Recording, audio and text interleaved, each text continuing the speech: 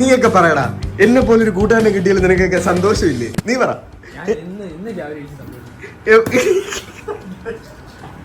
നിനക്കില്ലേ Amit?